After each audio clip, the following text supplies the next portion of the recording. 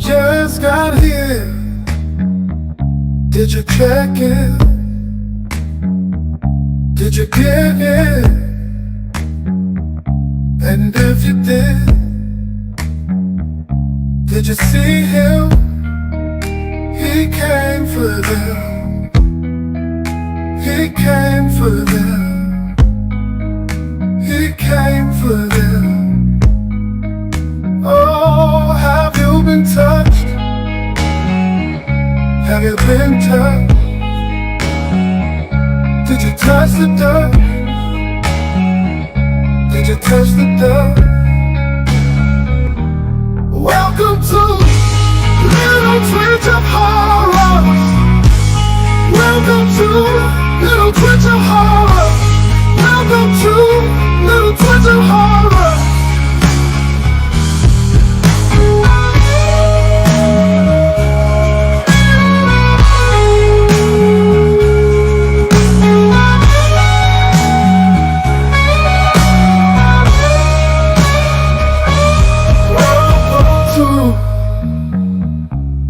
Twitch of horror. Welcome to Little Twitch of horror. Welcome to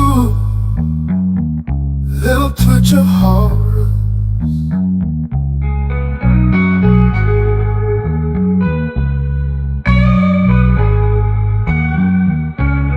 Welcome to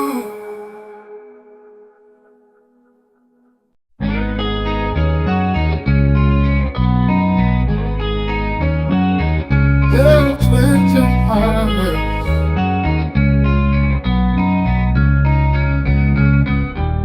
Just got here. Did you check in? Did you get it? And if you did you see him? He came for them. He came for them. He came for them. Oh, have you been touched? Have you been touched? Did you touch the dirt? Did you touch the dirt? Welcome to Little Twitch of Horror. Welcome to Little Twitch of Horror. Welcome to Little Twitch of Horror.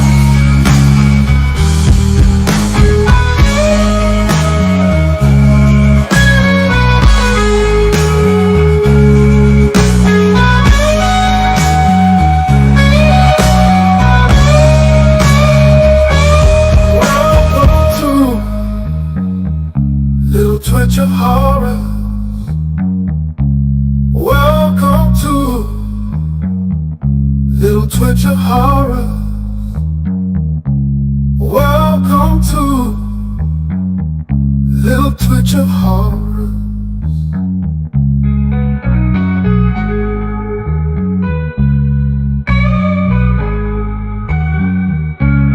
Welcome to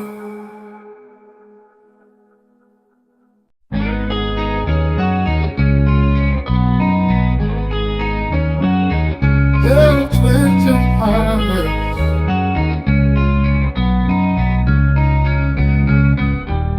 Just got here. Did you check in? Did you get it? And if you did you see him? He came for them. He came for them. He came for them. Oh, have you been touched? Have you been touched? Did you touch the dirt? Did you touch the dirt? Welcome to Little Twitch of Horror. Welcome to Little Twitch of Horror. Welcome to Little Twitch of Horror.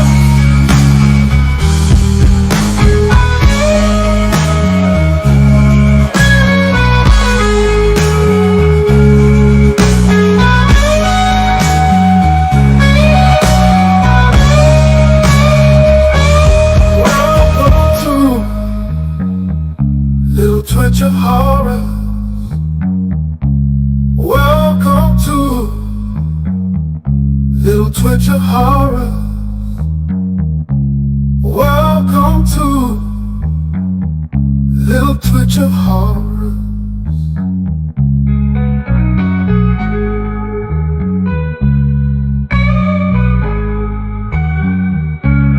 Welcome to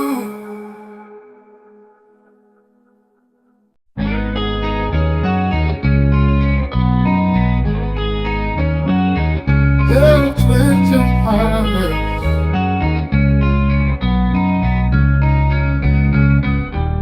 Just got here. Did you check in? Did you get in? And if you did you see him? He came for them. He came for them.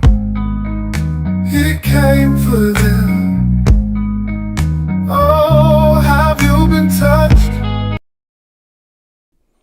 Hello, hello, hello. Thank you for joining once again. I'm your boy, Taryn Conrad, and we are back. You know, we all had to enjoy our Thanksgiving weekend. So, I did take me a little break, but I am back here today, and we're going to get into this. Now, you know, even though Thanksgiving has stopped and has ended, yeah, we still hungry, and so are the monsters that are on this. So we're gonna watch a little horror, you know, some short films, Thanksgiving. We're gonna go through, watch a little bit of that together, and then from there, talk to me. I'm gonna talk back. Let's get it.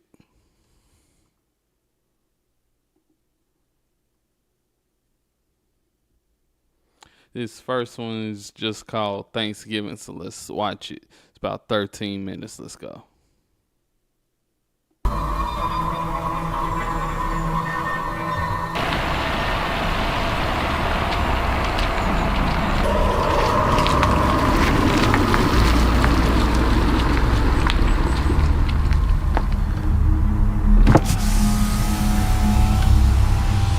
Yeah, I think I'm arrived. Oh my god, the manor looks so beautiful.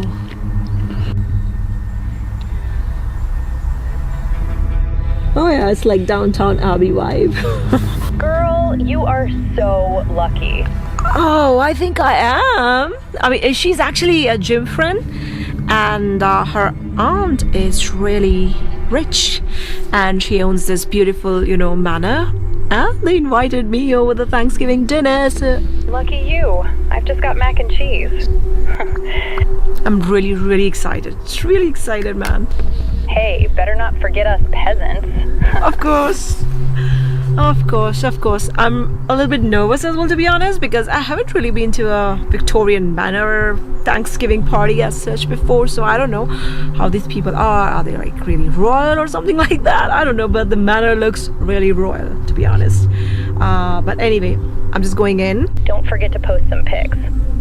Oh yeah, I will try to, but not in front of them, so I might not just pick up your phone when I'm with them, but I'll try to catch up with you later. And yeah, they actually asked me to come early, so I'm just going in now. Okay. Okay.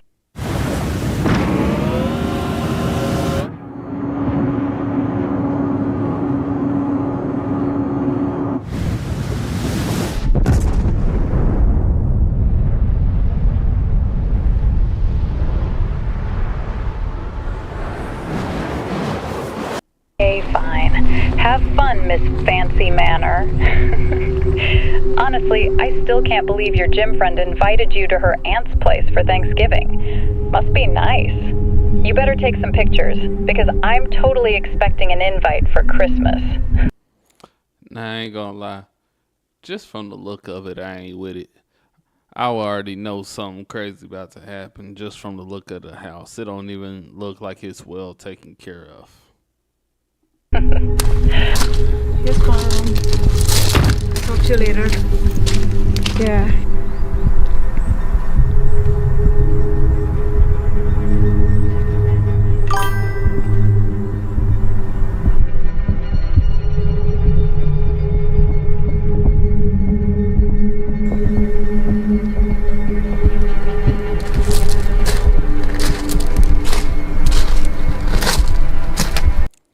Shout out to that girl twitching for a 7-day stream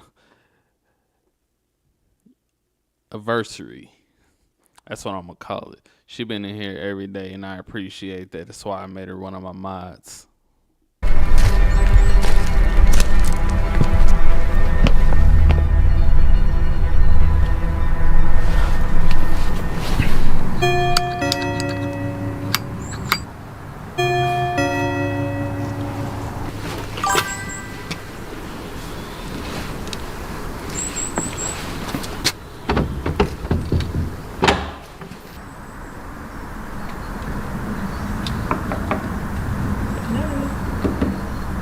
Julie.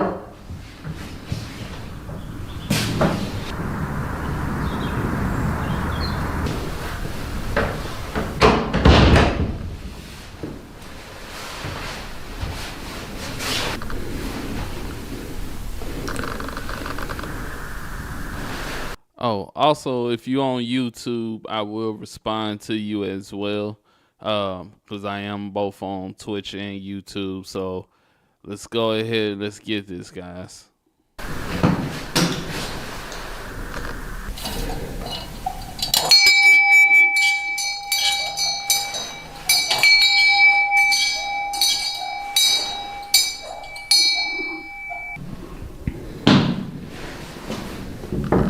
Julie. Julie.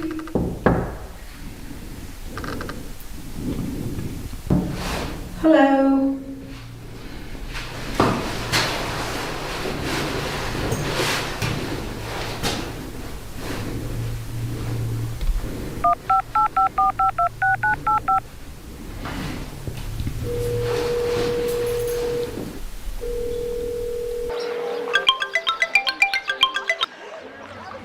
Oh, hi, Sarah. Hey Julie, I just arrived and I was just at the door. I was wondering if you guys are in. Oh, hey. Yeah, sorry about that. We had to rush out to grab some last-minute supplies for Thanksgiving. The door should be unlocked. Just head inside and make yourself comfortable. We'll be there soon. Promise. Oh really? That's fine. That's all right. Take your time. I actually opened the front door and then I was wondering if I should. Oh, that's fine. We left it open for you. Go on in and get settled. We'll be there soon. Oh yeah, that's actually open. All right then. Take your time. I just got myself in. See ya. Bye bye.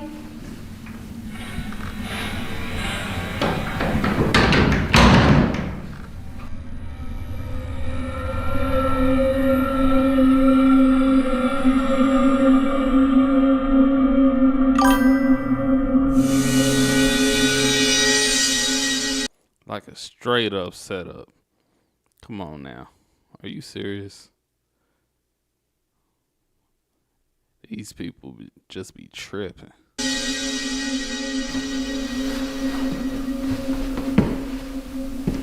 Wow.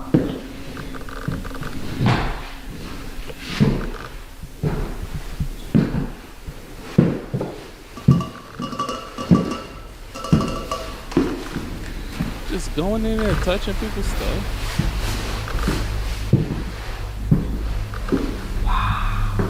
It's too big.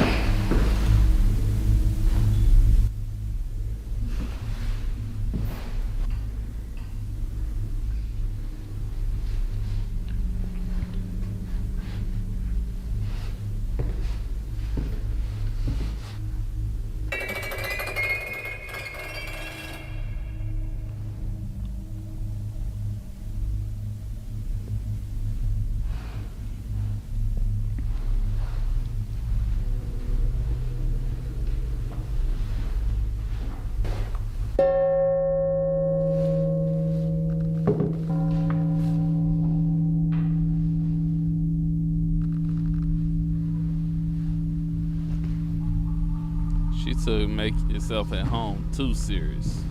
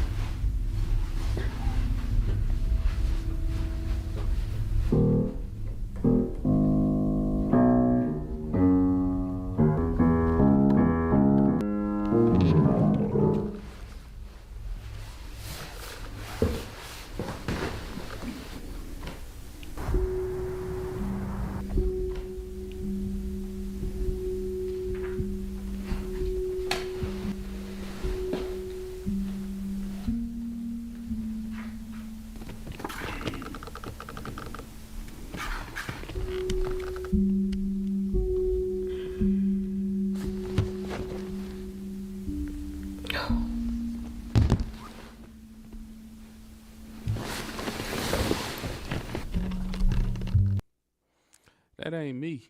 You ain't coming in at least 30 minutes. I'm out. You taking way too long.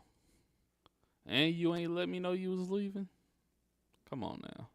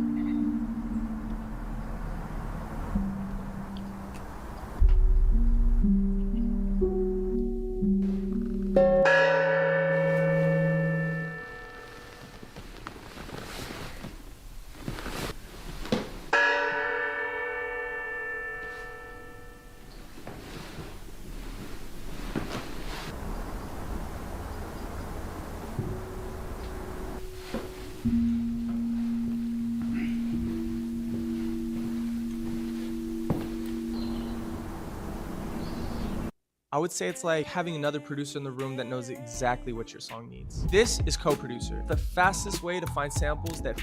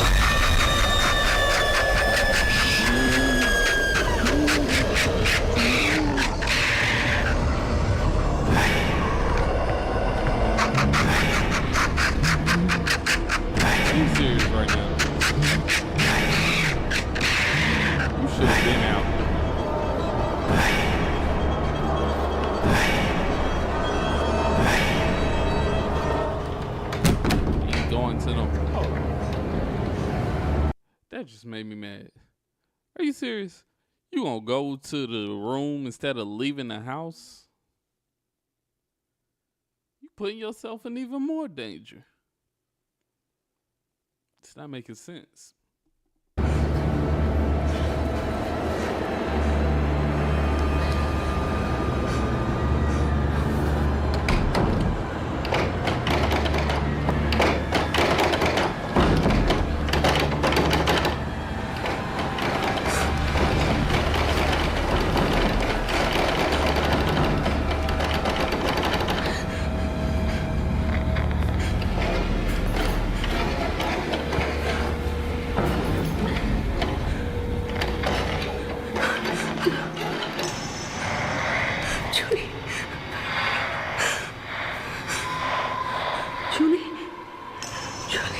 Where are you?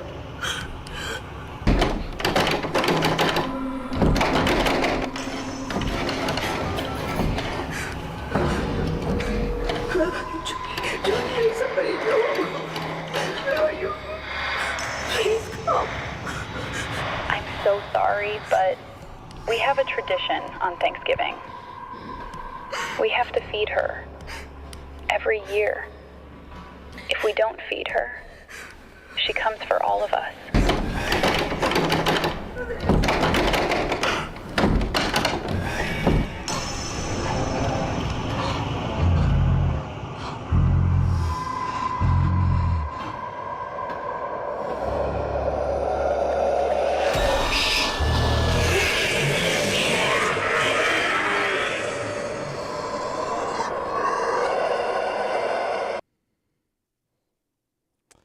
I get that about a good 2-3. 2-3. I ain't gonna lie, I got a little mad on that one. Alright, we're gonna go to the next one. It's called Thanksgiving as well. Imagine being able to build an app with your name on it, just by thinking about it. Meet Base 44.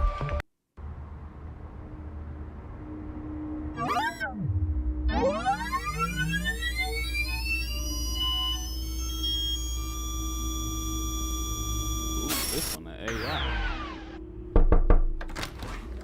Hey, I'm here. You left the door open, so just let myself in. Oh, wow, you didn't tell me you had a Mia. They look so human-like. Hi. I'm your mechanical interactive aide, but you can call me Mia for short. What's your name? Sarah. Thanks again for giving me a ride, Sarah. You're a good friend. Oh, of course. I know you would do the same for me if my car wouldn't start. I just can't believe how early we have to go in on Thanksgiving. Don't even get me started. The sun's not even up yet. Now listen, Mia, my family's gonna be here at 3, so you should start on dinner right away. Yes, Miss Smith.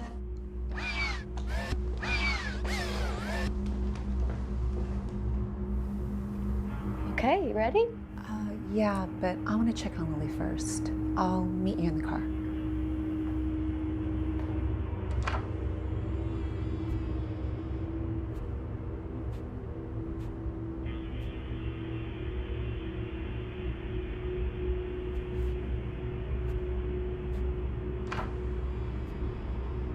Okay, Mia, I'm off to work.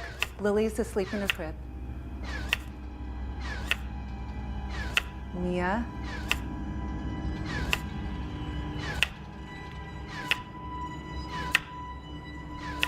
Mia? Hi, Mrs. Smith. I'm off to work. Lily's asleep in her crib. Have a good day at work.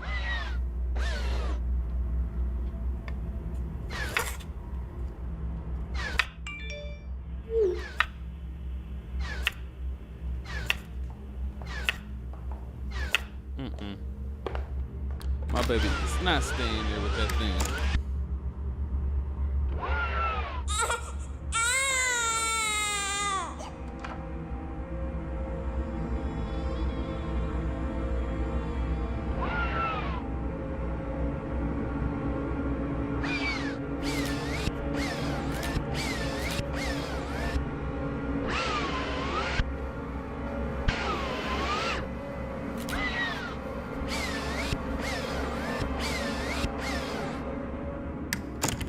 Mia, I'm home from work.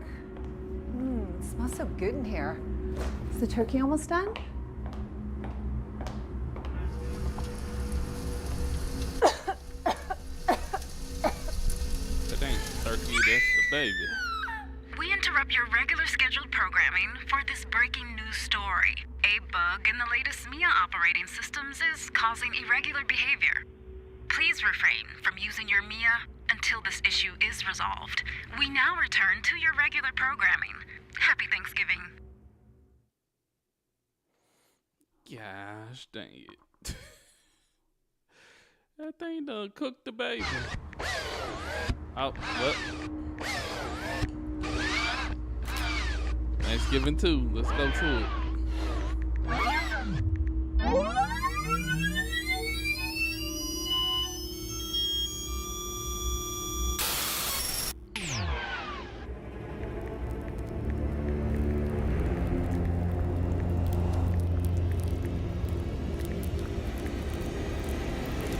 Mia, what are you doing? Mia. Hi, I'm your mechanical interactive aide, but you can call me Mia for short. Mom, this stupid robot's acting weird. It nearly burnt my hair off. Mia, can you come here? Thanks for joining me. For this holiday season, we're going to be making a delicious pumpkin pie. Let's jump right in. All right, for the pie crust, you're going to mix 1 cup of flour with 1 teaspoon of salt. Mom, look what she did to my hair. Yes, I see, Avery. You're not even looking. Yes, Avery, I see. We'll get it fixed tomorrow. Now, go get ready. Our guests are going to be here soon. Did you need me, Mrs. Williams? Yes, Mia. Did you do something to Avery's hair? What do you mean? Can you take that out of the oven? Yes, Mrs. Williams.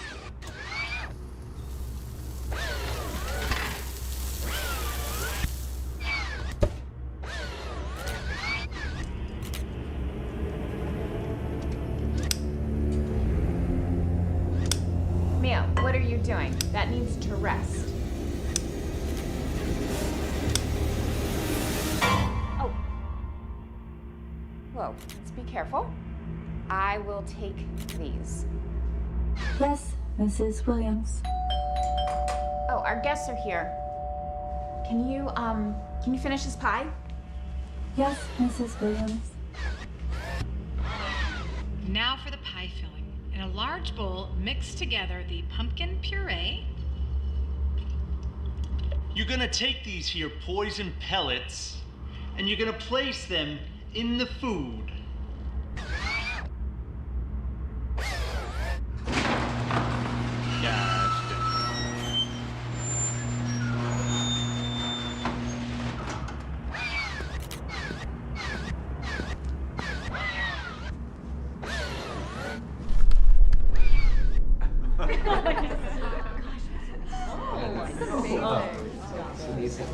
You did such a fabulous job making dinner, sweetie. Thank you so much. Oh, thanks, Dad. I'm gonna need a nap after all this food.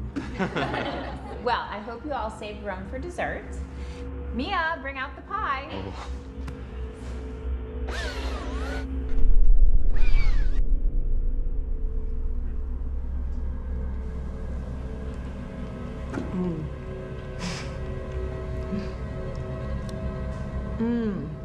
Yeah. Yep.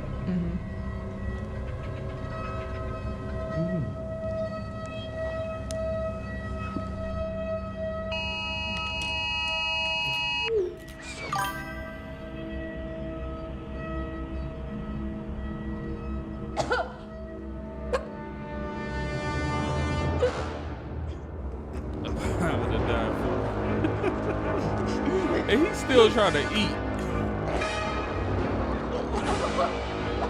Hold on. This man is still trying to eat while being poisoned. Come on. What is wrong with him?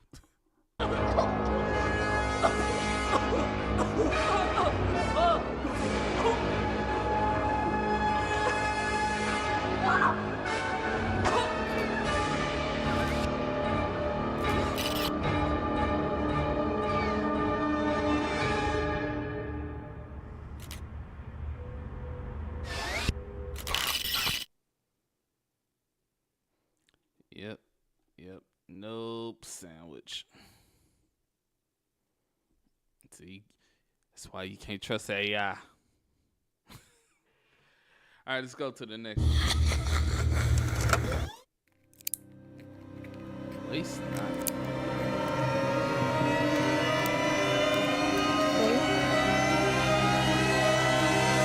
okay, babe? Yeah. Yeah, I'm fine. You're gonna do great. Am I? Just because my family does things a little differently doesn't mean that they're not gonna love you. What do you mean by, like, differently, though? Just be yourself. Okay. All right, let's go.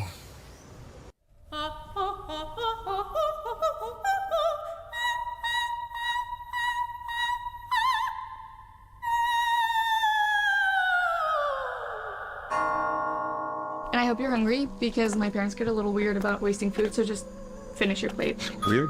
Why weird? This is an interesting choice of words.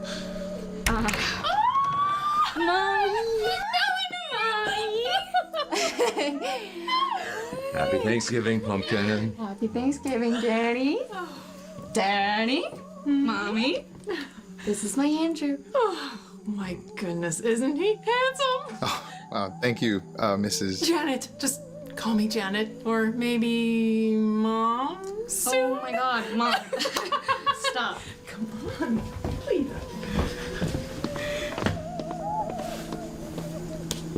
It's nice to finally meet you, Andrew. Likewise. I bought you a bottle of wine, too. It's good shit. Stuff. 2021 red blend. Pretty good. Dinner's almost ready.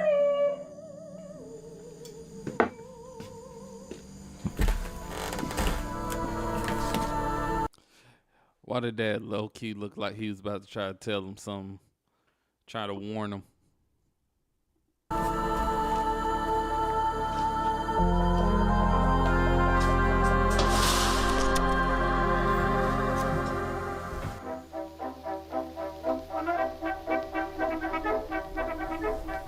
Mima, this is Andrew. Hi. Sorry, it's been hard for her. My pop-up just passed, and our dog Pecan passed the same day. They were inseparable. I'm so sorry for your loss. Thank you.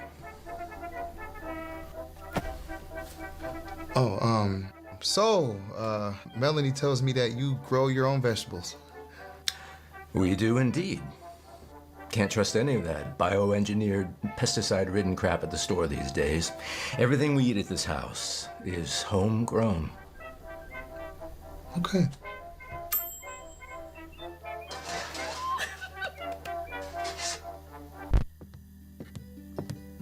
Ham roast is served. And breathing all over the food.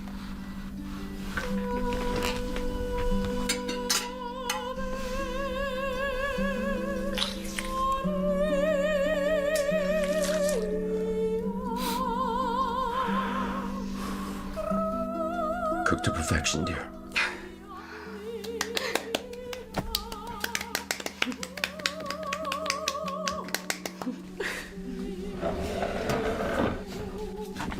No turkey, huh? No. Factory farming is sinful. Oh, so this is from... Like I said, homegrown. Oh.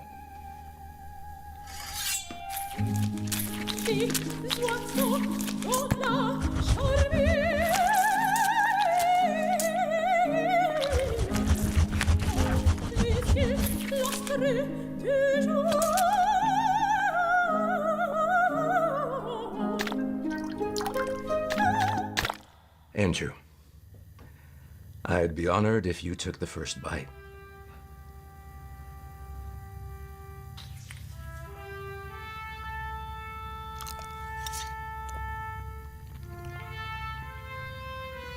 Holy shit. Drew, language. I knew he'd like it. You said this was ham roast? Yes, our ham. I'm so glad you guys get to meet Andrew. He's really special. I feel like that's either Well, the we had grandfather an empty or seat the at the dog. table this year. Ma.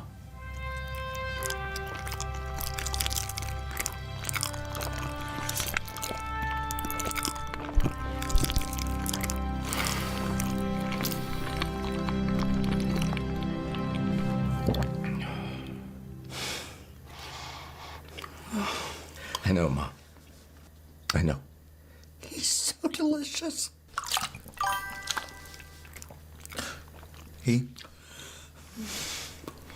My ham. Ham? Hammond.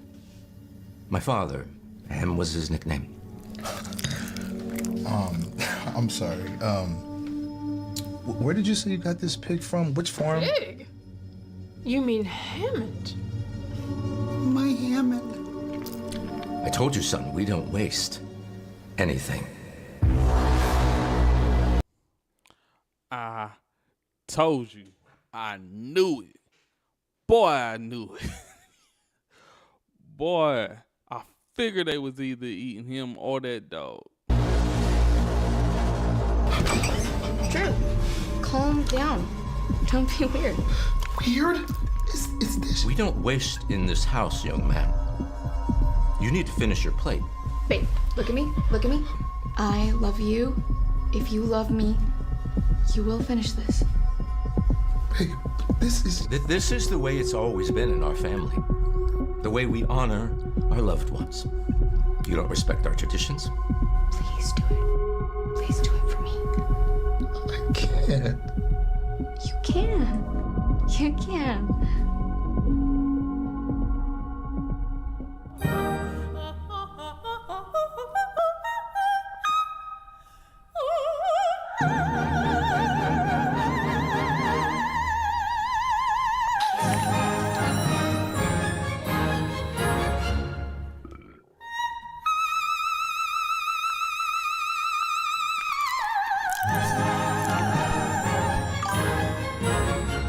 Now that wasn't so hard, was it? I ain't that in love with nobody to eat no other human being. Heck no. I'm sorry. Not me. I think he's a keeper. True. So, Andrew, congratulations. For what? On the pregnancy!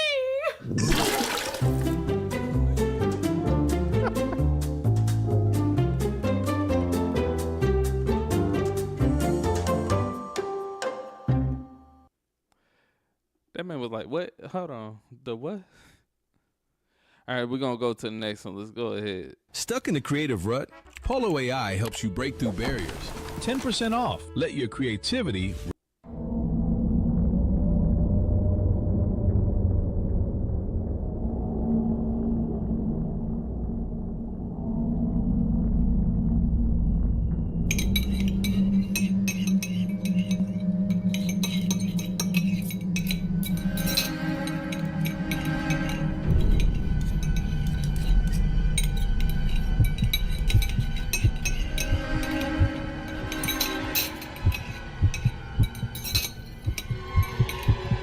This story takes Thanksgiving to a whole other level. It happened a few years ago when I was dating this guy named Mike. We were in a pretty serious relationship to the point where I even moved into his house.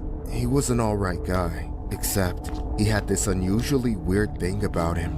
He owned a pet turkey which he kept in his basement. I found it odd as hell, but just went with it. I didn't think it was a big deal seeing as the turkey was harmless and kept away from us and the rest of the house downstairs. Plus, Mike solely took care of the turkey and didn't expect me to help him at all, which I was completely okay with. The day after I officially moved in, I always avoided it. It wasn't like it was a dog or a cat, but Mike would treat it as such. He would keep it in this sizable fenced-in area where the floor was covered in dirt and straw like a barn. There were even troughs for food and water, as well as a dog bed for it, but obviously there was no dog down there. However, things got worse the longer I stayed at the house. All I wanted for him was to get rid of it.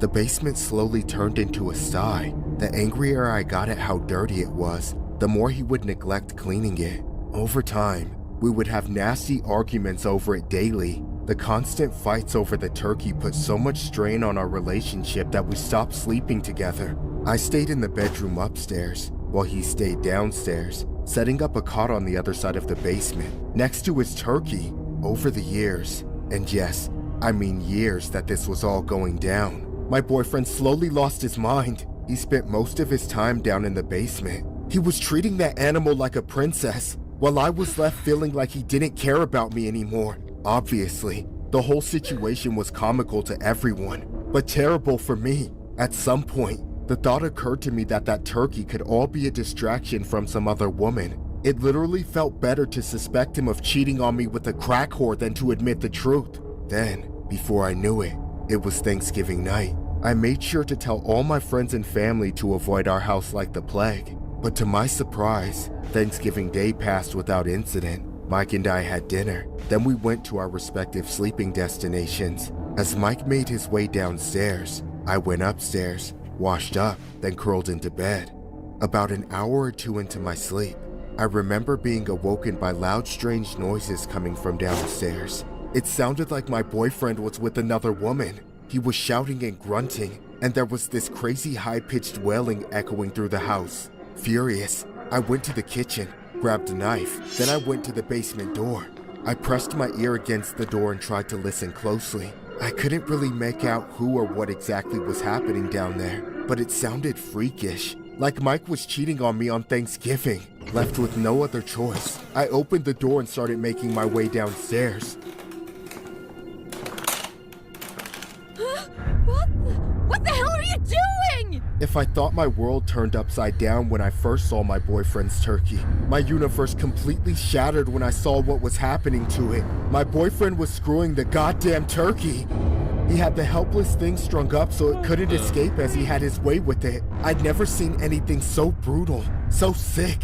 He sounded like he was having the time of his life. So sucked into ravaging the turkey that he had no clue I was even there. I could only stand there and watch for a matter of seconds before I was overcome with rage. You monster! Please!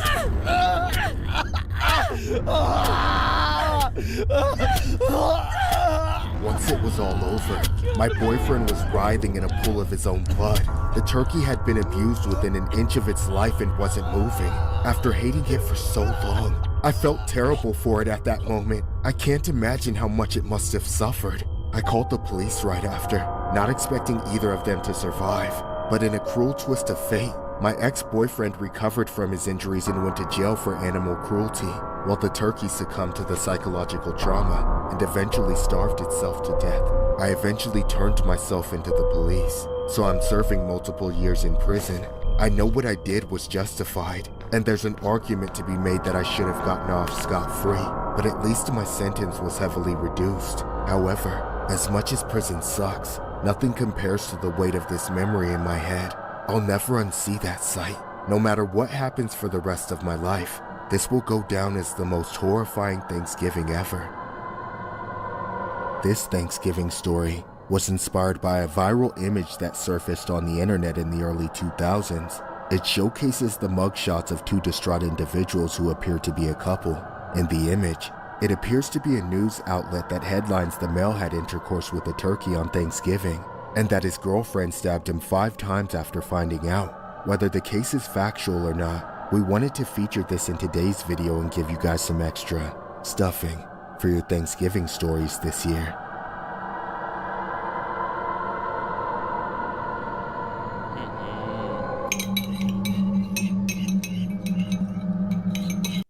That poor turkey, man. People are crazy.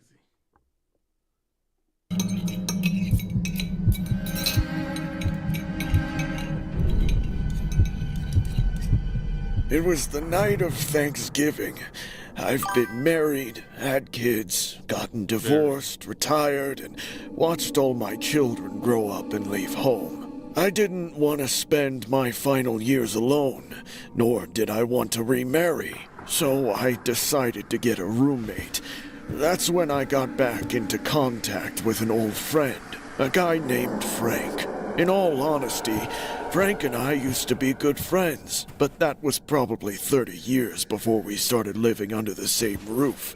Back in the day, we could complain to each other about work, women, and children, but none of that stuff was a factor in either of our lives anymore. As it turned out, we were both bitter assholes who were impossible to live with. Every single day, there was a new pointless argument over some stupid little shit. We could never compromise or work together on anything. We cooked our food and cleaned up our own messes.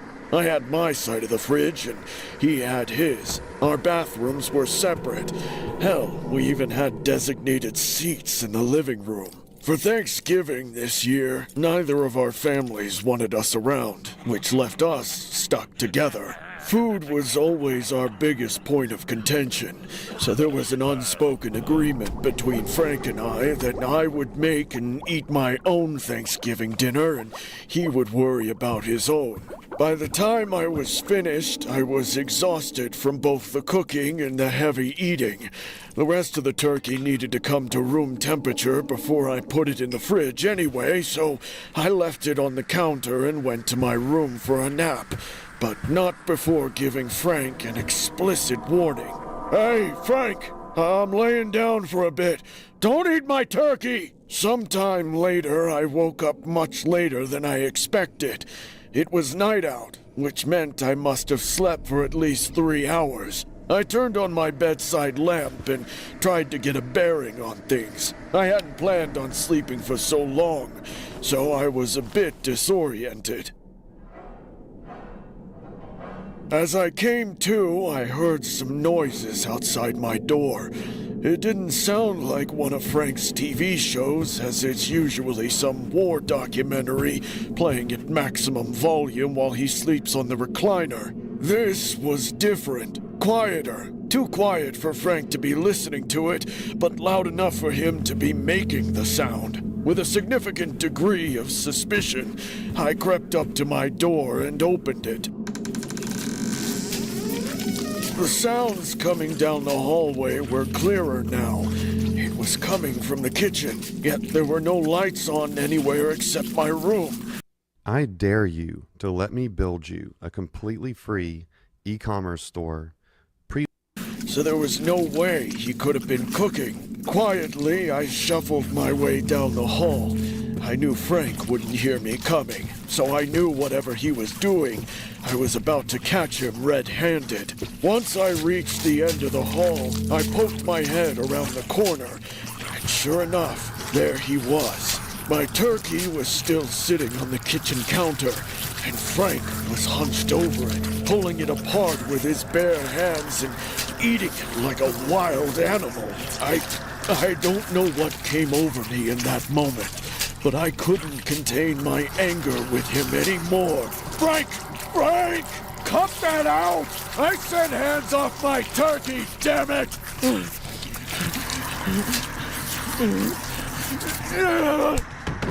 Oh shit! Frank! Frank! Frank! I never meant to make him fall over. I knew he was too old to handle a fall. I was just so angry. All I wanted to do was get him away from my turkey, but I pushed too hard. Way too hard. Reality set in very quickly, and in a last-ditch effort to save Frank's life, I called 911. They took him to the hospital, but there was nothing they could do. His neck was broken in the fall. Knowing he died by my hands, I didn't argue with the police when they arrested me. It's funny to think I became roommates with Frank because I didn't want to die alone, but all I did was kill him. And now, I'll be lucky to die with a cellmate. An 80-year-old man was taken out in an alleged altercation over Thanksgiving dinner, and his longtime roommate and friend charged in his death claims it was merely an accident. Richard Lombardi, 65, entered the courtroom on Friday after being charged with involuntary manslaughter and assault and battery on a person over 60. Lombardi's roommate, Frank Griswold, was pronounced dead at the hospital on Wednesday night after police say he was pushed to the ground by Lombardi, hitting his head and breaking his neck and nose in the fall. According to court documents, Lombardi said he asked Griswold not to go near the turkey he had made for Thanksgiving dinner. When Griswold went into the kitchen to wash dishes near the turkey, Lombardi grabbed him and pushed him to the side, causing his feet to be tangled underneath him, sending him to the ground. The two men were friends and had been living together since 2001. Lombardi is currently being held without bail.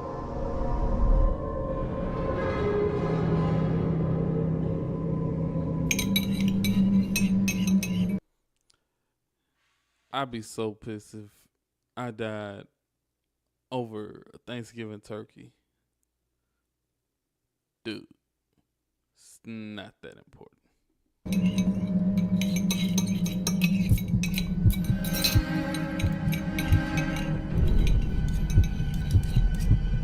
I've been dating this girl named Candy for a couple of months. We eventually wanted to move in together after some time, suggesting that I move in with her and her parents. That way we could save up and get a place of our own. I was of course nervous as hell considering I never met her parents before. Candy suggested I meet them for Thanksgiving and to pitch the idea to them, so I agreed. On the night of Thanksgiving, I came over to her house. When I finally met her parents, I started having second thoughts. Her mom was nice, but her dad was a whole other story. He was this angry old pastor that didn't look right in the head. Whenever he looked at me, he gave me this dirty look like I was a piece of shit that didn't belong in the household. The mere idea of me being with his daughter in any capacity, let alone moving in with her before getting married, clearly went against every single one of his values. So, Dad, Andrew decided to move into my room. What the hell did you just say? Over my dead body! Well, then maybe you should die! I just sat there as they argued the entire night. By the end of the night, it had been decided. I was moving in. I felt nervous about the whole thing, but Candy said it would be fine. Despite her reassurance, things didn't go great. Her dad didn't want me there. He gave me dirty looks whenever we crossed paths, and he was always talking about how Candy and I should break up. I spent as much time as I could at work, and whenever I got home, I would lock myself in our bedroom. I was always too scared to be out in the living room alone. It wasn't just me he was having problems with either. He was always arguing with his wife and daughter, usually about me. I honestly couldn't understand how he was ever a pastor, because the man had severe anger management problems. But many nights, we could hear him breaking things downstairs, and on several occasions, he even tried to break through our door, knowing how violent he could get. I begged Candy to just move out with me, even if we had to sleep on the floor for a few months, but she was adamant. She and her mother were dead set on proving to her father that he couldn't control them anymore. They would rather play the game of cat and mouse to avoid him than leave. We did it for an entire year, and honestly, it was hell. Finally, Thanksgiving rolled around once again, the anniversary of when everything went wrong. Candy's dad was supposed to be working late at the church for a special Thanksgiving charity event, which meant that at least for one night, we could have a little peace and quiet. We cooked a decent Thanksgiving feast, with plenty of leftovers planned of course, then set the table for 3. As the man of the house for the evening, I carved the turkey, then we finally sat down to eat. At last, it seemed like we could breathe, but then all of a sudden, Candy's father returned home early. He walked into the dining room and looked at us, then walked away into his room. We didn't know what to expect, if he would just stay in there or demand to be seated, so we just waited. A moment later, he came back out, then stood in the entrance to the dining room. He hadn't changed clothes or said anything, and he wasn't making any impression like he wanted to sit down. He just stood there, staring at us, until we all started to eat again. The situation was bizarre and awkward as hell. We weren't tasting the food anymore, only swallowing it so the silence was a little more bearable, so we wouldn't have to make eye contact with him. Without warning, he turned off the lights. We all just sat there in a deafening silence. Across the table, I could vaguely see Candy becoming more upset with every passing second. She was fed up, ready to lash out once and for all, but I knew something was wrong. What the hell is your fucking problem?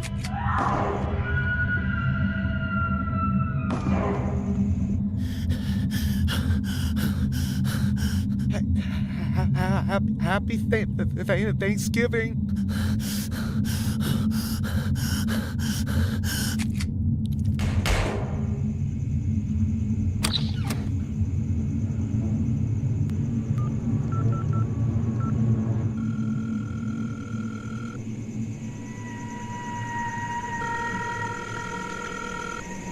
Hello? I would like to report a shooting. this is supposed to be a pastor. Yeah, Ashley. A Virginia youth pastor is jailed and being charged in the Thanksgiving night deaths of his wife, stepdaughter, and the stepdaughter's boyfriend. Christopher Gaddis, 58, was charged with 3 counts of first-degree murder and 3 counts of using a firearm. Allegedly, an argument erupted, though the exact details remain unclear. It's known that the conflict centered on long-standing tensions between Christopher and his stepdaughter, Candy, as well as her boyfriend, Andrew. As the argument escalated, Gaddis retrieved a firearm. He then took out his wife, Janet, and stepdaughter inside the home. Andrew tried to escape but was taken out just outside in the front yard. Neighbors heard the ordeal, but Chris called the authorities, not 911, but his alarm company. When police arrived, they found Chris Gaddis calmly waiting on the porch.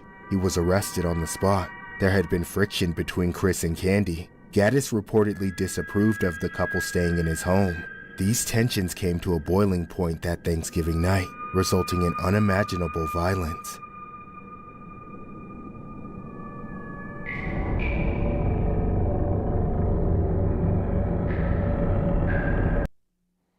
People crazy.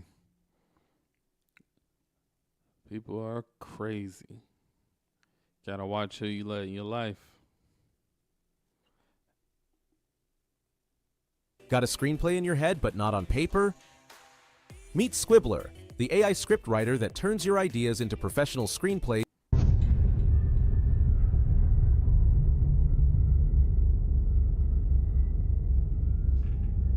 I grew up in a small town.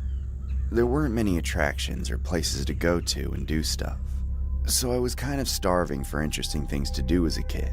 One of the few things I found fun when I was little was our church's fall festival. The festival was very popular, as our church was the biggest one in town and all the families showed up to celebrate every year. I remember almost always having a good time there.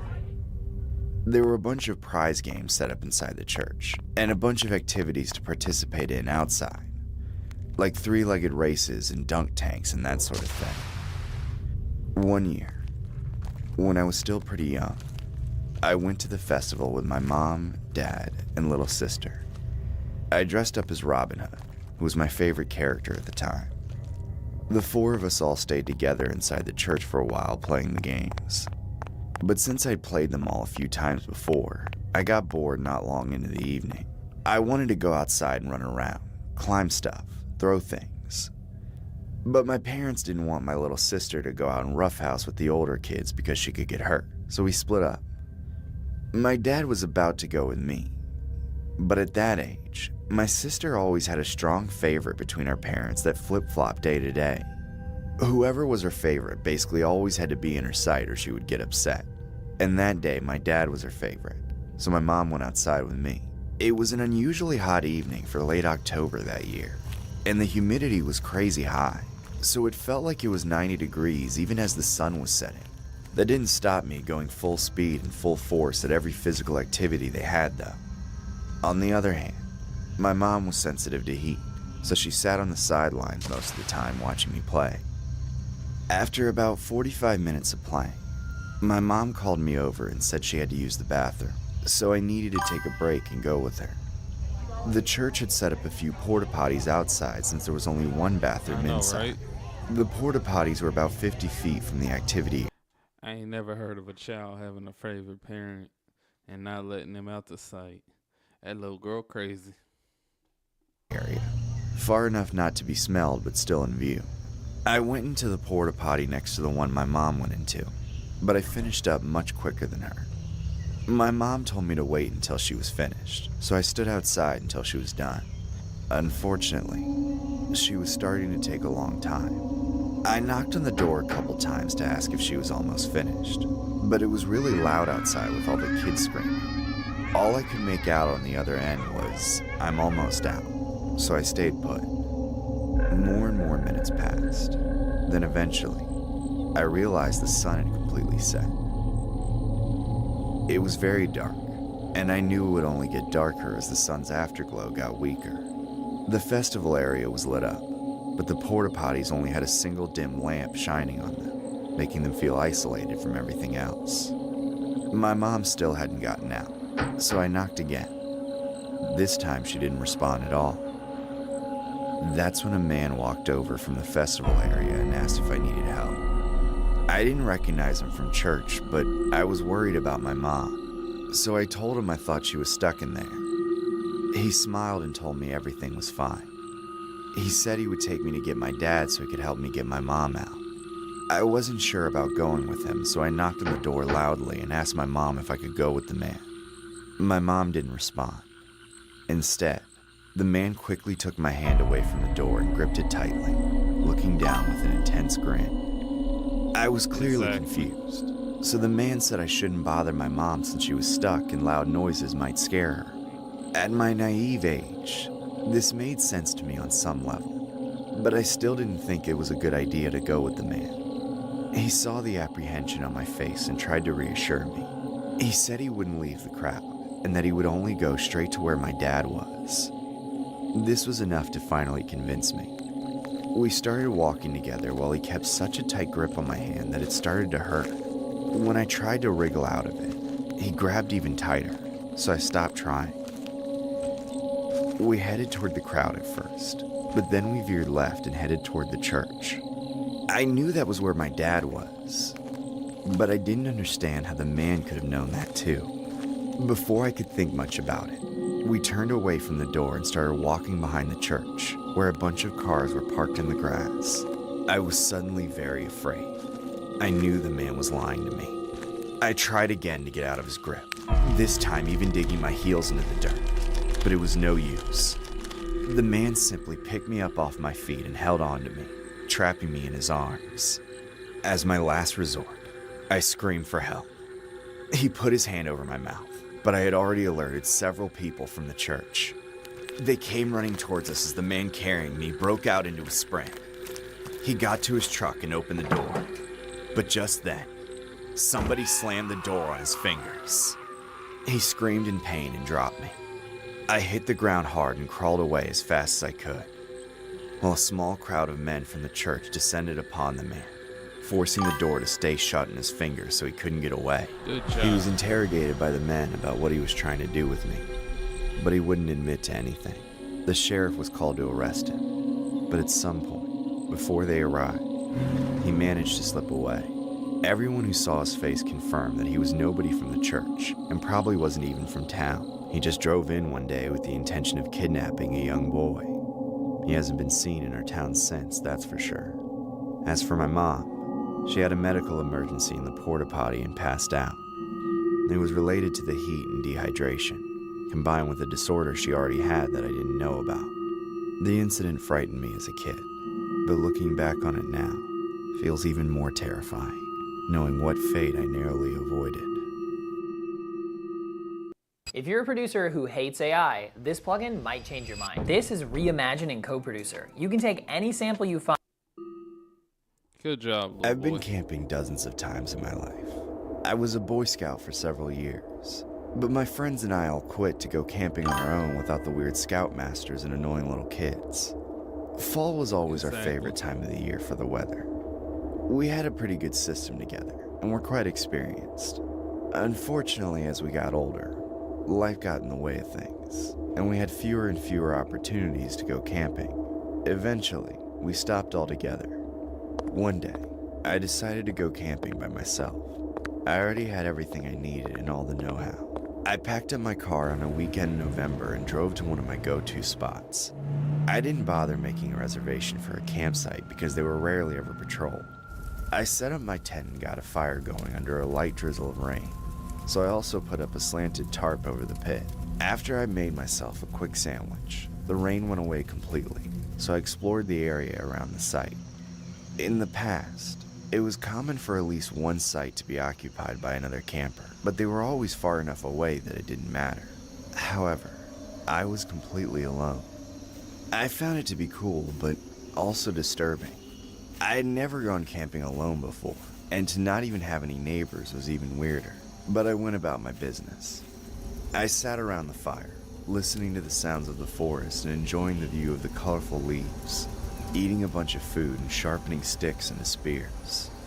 I ended up getting bored and tried to make my way into the woods as far as I could without getting lost. I was hoping to find something cool like a stream or a waterfall or a big rock, but I didn't have any luck. By the evening, I decided that camping alone sucked. I started wishing that I had managed to get at least one of my old friends to come with me. As darkness fell, all I could do was stare into the fire with nobody to talk to.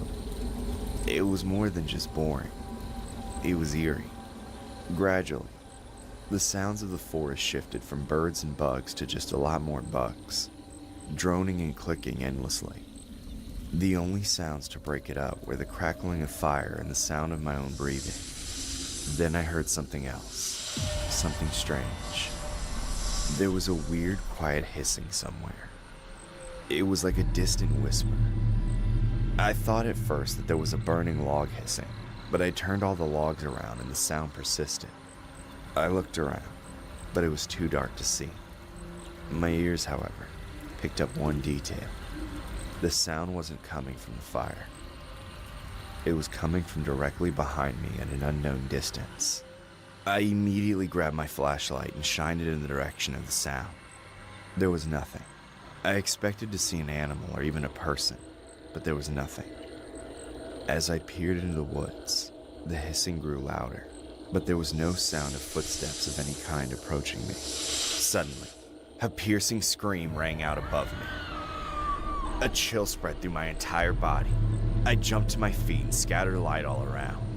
It sounded like a woman had just been attacked nearby, but after a moment, I regained my composure. That scream was a sound I'd heard before. It wasn't a person. It was the uncanny human-like screech of a barred owl. It's a warning to other owls of a nearby predator.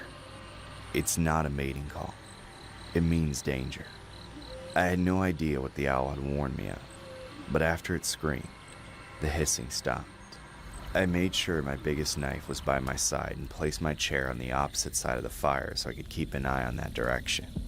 I was no longer relaxing in the woods. I was on edge, watching, waiting for trouble. I shouted several times and made sure the fire stayed big and bright. I continued to stay alert for nearly 2 hours until I got tired. By then, I was confident enough that whatever had scared me wouldn't be back, so I felt like it was okay to sleep. I crawled into my tent and got wrapped up in my sleeping bag, leaving the campfire smoldering. The moon rose above the trees and was shining directly overhead, casting shadows of branches and leaves on the canvas of my tent. I thought it was quite nice, but just then a cloud obscured the moon, snuffing them out. I imagined the shadows as I closed my eyes and tried to sleep. A minute later, the hissing sound returned. My eyes shot open, but I remained perfectly still. The sound was growing louder, and this time, it was accompanied by footsteps. They were extremely quiet. I couldn't tell what it was, but it was getting closer. I carefully and silently emerged from my sleeping bag and positioned myself at the entrance to my tent, ready to pop out at whatever it was. Soon, it sounded like it was right outside. It stopped, and I could finally hear what the sound was. It was a whisper. It was forming words in some kind of language I couldn't understand. Then, the moon emerged from the cloud, casting the shadow of the creature on my tent. I saw the shoulders and head of a man. It didn't appear to have any hair, but there was what looked to be a mangled tree branch going through its head where its mouth would be. Fight or flight kicked in. I ripped open the zipper of my tent and jumped out. I screamed as loud as I could and shined the light at the creature. I raised my knife into the air, ready to strike. Yet, there was nothing there. I looked around. Nothing. I popped my head back into my tent. No shadow. A cold, sinking feeling of dread poured over me. Every hair on my body stood on end. My jaw tightened and I felt the urge to gag. I was on my own, but I wasn't alone. Without thinking for another second, I sprang into action, quickly gathering up all my belongings and tossing them into my car. Then I got in and drove away. I made it home safely, but still gripped by what I witnessed. I've told people about it before, but to this day, nobody has an explanation. and they all think I went crazy from isolation or just made it up. But I know it was real. I think it's the reason nobody camps there anymore. One thing's for sure, I will never go camping by myself again.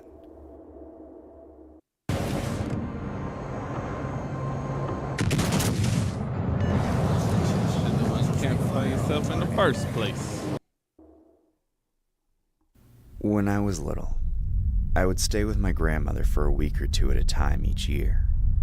Sometime in October, my parents always went on a big vacation together for their anniversary, leaving me behind. I didn't mind. They were great for each other, but they were neglectful and resentful parents. My grandma was a totally different story, however. I was always happy to spend time with her. She showed me how to cook, how to bake, played board games with me, taught me how to play a dozen different cards. You right on that one. Wouldn't go with anybody else. That place just ain't, nah, I'm good. Games, gave me great books to read, and in general just showed me how to enjoy life. She lived in a small house with a huge backyard, where she had a greenhouse, a vegetable garden, some old fruit trees, and a whole ecosystem of flowers. The centerpiece of the backyard was Tommy the Scarecrow. He was named after my grandfather, who had died before I got a chance to remember meeting him. In the movies, scarecrows are cobbled together heaps of worn-out clothes and straw. But in the world of scarecrows, Tommy was a distinguished gentleman. He was made of sheets and pillows, and Grandma always dressed him in Grandpa's nicest clothes. She spent a lot of time putting him together with a different outfit every few months, and tended to him like he was a living member of the garden. It might have seemed weird, but I thought it was sweet. It wasn't like she actually thought the Scarecrow was her husband. It was just a nice way of remembering him. Grandma would help me put him together for the fall, and told me stories about him while we worked, so it was a good way for me to learn about him too. One year, while we were putting Tommy together in the backyard, I kept getting the feeling that I was being watched. A few times, I swore I could hear someone laughing at us.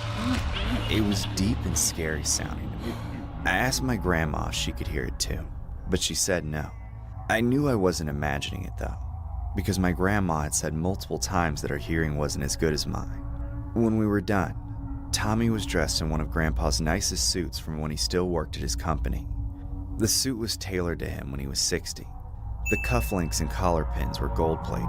The jacket and pants were stark black, letting them and the shimmering stripes stitched into the tie shine even more. The white shirt may have yellowed over the years, but Tommy was still sharp, and no crow would ever dare go near him. We spent the rest of the day inside as it had gotten cold. We ate a pot roast Grandma had been preparing and ate cookies together. Then we sat down with some hot cocoa and watched one of Grandma's favorite old movies. Then we went to bed. I fell asleep easily as I usually did at Grandma's house. But in the middle of the night, I woke up to noises in the backyard. I figured it was raccoons or something similar, and hoped they didn't damage Grandma's garden, but I didn't get up to check. Then, a few minutes later, a rock hit my window, causing me to jump out of my sheets. I huddled against the backboard of my bed, afraid somebody would break in. After a few seconds of silence, I calmed down and felt confident enough to check. The window faced the backyard. There was just enough light to make out the familiar shapes and notice what should and shouldn't be there. I immediately noticed that Tommy the Scarecrow was gone. Suddenly I felt awful for not checking earlier while someone was trying to steal him. Tears of shame welled up in my eyes. I tried to keep myself from crying by burying my head in my hands. As I quietly cried, there was a knock on the window. I looked up and opened my eyes to see Tommy standing behind the glass. I screamed and backed away. Tommy kept his eyes fixed on me and smiled as I made my way to the door. Before leaving the room, I noticed Tommy's suit was completely ruined. The jacket and shirt were torn to shreds, the cufflinks and pins were gone, and the tie was wrapped around his neck like a noose. Blood poured out of his mouth, staining the silk shirt, completing the destruction of my grandfather's suit. I escaped the bedroom and ran to wake up Grandma. All I could say was that Tommy was moving around and looked all wrong. She doubted that was true, but got up to check the backyard with me to make sure. When she opened the back door, Tommy was standing in his usual spot in the middle of the yard, his arms fully outstretched like always. Grandma tried to tell me everything was fine, but I could see more clearly than she could. The suit was still ruined, and there was something else wrong with him. I pointed it out to Grandma. Tommy wasn't hanging down from the post.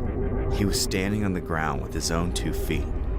Just as Grandma realized something was wrong, Tommy's arms fell to his waist.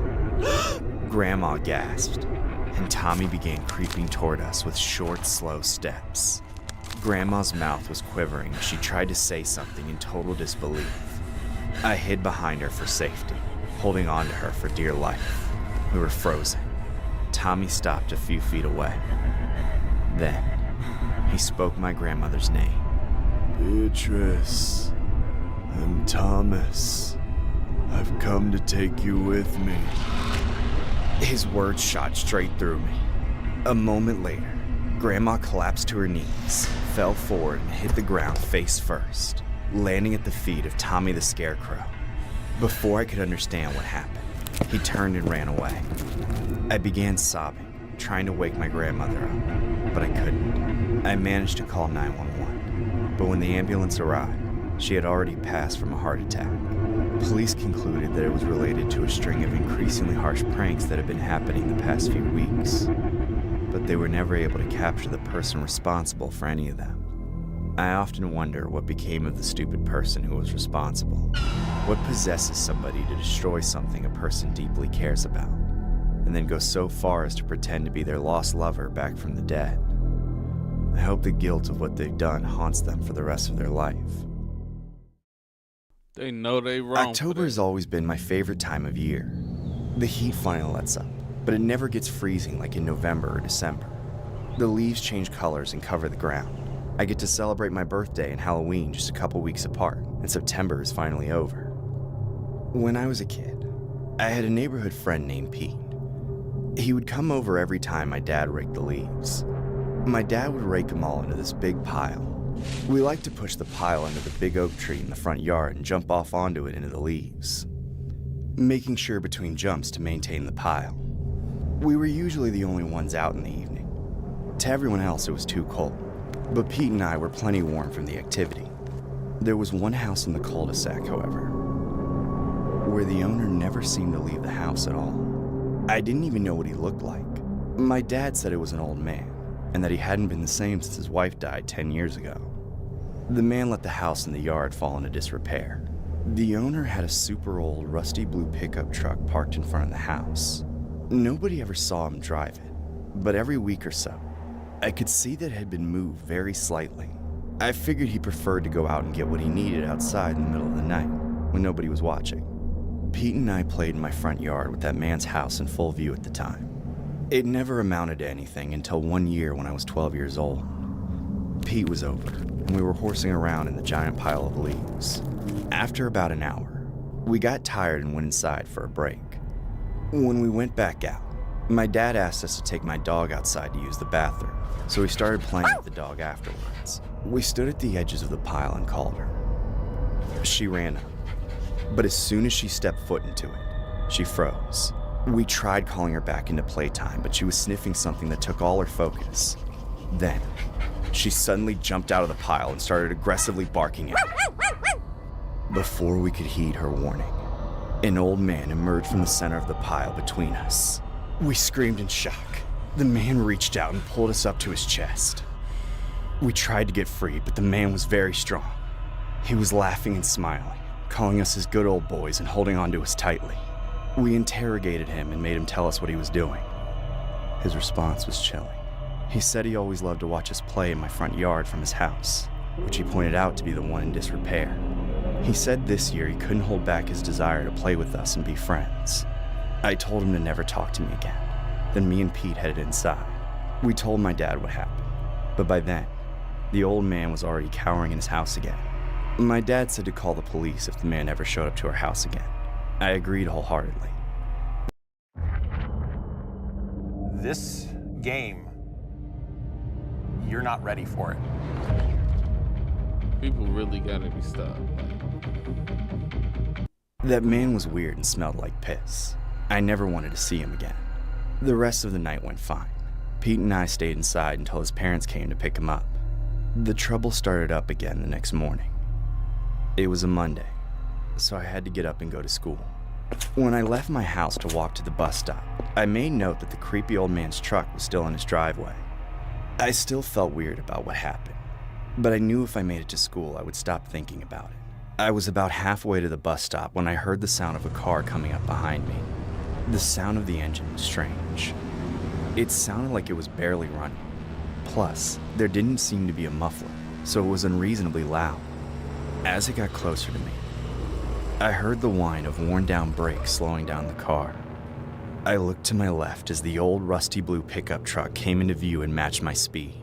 The old man was leaning over to roll down the passenger window, grinning wide. The blood from his nose had dried all over his mouth and chin, looking like charred skin against his pale face. He offered me a ride to school. I declined. To that, he made a weird, chummy face, suggesting the truth was that I wanted to skip school. If that were the case, then go home while no one was the wiser. Again, I declined. This made him frustrated. He got angry. He claimed that we would be perfect friends if I just got over my hang-ups. Then, he suddenly revved the engine and hopped the curb, cutting me off on the sidewalk. He climbed over the seats and opened the passenger door, but I turned around and ran away before he could grab me. I heard the engine rev again. This man is crazy. What is wrong with you, dude? I'm sorry. Well, I would have kicked him, right square in the you know what. And tires squealing. I turned around, watching him revert back onto the road to point the truck at me. I kept running as fast as I could back home, thinking I would have to run between houses to not get captured or run over. Behind me, there was a loud chunk as he put the truck in first gear. Then, the engine roared for 4 or 5 seconds, burning rubber once again as he made a beeline for me. But then, luck shined upon me. There was a huge sound of an explosion. Immediately after, the engine sputtered and wheezed before finally dying. He had pushed his crappy truck too far and it gave out. I laughed, running home as I heard the man swearing his head off. When I was safe, I called the police. The man was found at his broken-down truck, trying in vain to get it running again. He was arrested and his car was towed away. From that day on, I've never seen him since. I don't know what happened to him after he got arrested. His house still sits decaying in the cul-de-sac several years later, indifferent to whether or not he made it back home. I still can't believe how crazy that guy was. It's incredible what such extreme grief and isolation can do to a normal person over time. I hope I never end up like him. My girlfriend and I had been having problems in our relationship. I hope he never act like him either. 100%. For the past few weeks. In October, I tried to start being a better boyfriend by being more considerate and showing more physical affection. It seemed to help, but there was something missing. I asked her if there was anything else I could do, and she said I hadn't planned any dates for a long time. She was right, so I looked around online for fun things to do in the area. I knew my girlfriend was a big fan of fall, and the month of October specifically, so I centered my search around that. I decided we'd go to a pumpkin patch to pick out a couple pumpkins and maybe a few squashes. I remember that being a lot of fun as a kid, so I had a feeling it would help bring out some childlike wonder and warm memories. I floated the idea past my girlfriend and she jumped on it. The next day, we were in the car with a bunch of baskets, ready to take that pumpkin patch for everything it was worth. The farm was about a 2-hour drive from our apartment, but it wasn't bad. I could tell my girlfriend was very excited about the experience. On the way there, we passed by other pumpkin patches and apple orchards. I hadn't seen any of them on the map or noticed any advertisements for them. We decided to keep our course to the one we originally planned to go to. Unfortunately, when we arrived, there was nobody there. There was a big, beautiful patch behind the fence, but a sign on the gate said the patch was closed for the week as the entire family had caught the flu. I suggested we try one of the ones we saw earlier, so we got back on the road and stopped at the first sign of another pumpkin patch. The wooden road was so old it was almost unreadable. However, The gate was wide open and there was no sign warning against trespassers, so we drove down the dirt driveway. At the end of the road stood an old leaning shack. The piled remnants of a barn lay about 30 feet away. There were no signs that there had been any activity there for many years. Thick, tall grass obscured the sight from the highway, and tall fruit trees boasted brightly colored rewards. My girlfriend got... That's a good question. You gonna go to the one that don't have nothing? Might as well just turn around or back up. People crazy. Got creeped out and wanted to leave, but I had a feeling that this place might be a diamond in the rough. Over a broken fence stood a field of more grass, but it was much sparser than the rest of the property. I figured something else had to be growing there. I walked over and hopped the fence, discovering an expansive concealed pumpkin patch. Ever since the place had been apparently abandoned, the crops had grown wild. I called my girlfriend over and showed her the treasure. Her mood about the place changed instantly. For the next half hour, we quite literally frolicked through the wild field like children. For the first time in a while, I saw her smile with genuine joy. We filled our baskets quickly. There were lots of duds, but nobody else had even touched this spot, so we got the cream of the crop. It seemed like everything had gone perfectly. By then, the sun was setting quickly, so we wanted to get on our way home before it got to be too late. But when I tried to start the car, nothing happened.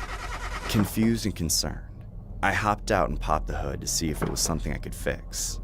To my surprise, the battery was missing. I swore out of frustration, but that was the least of my worries. I knew I should be scared.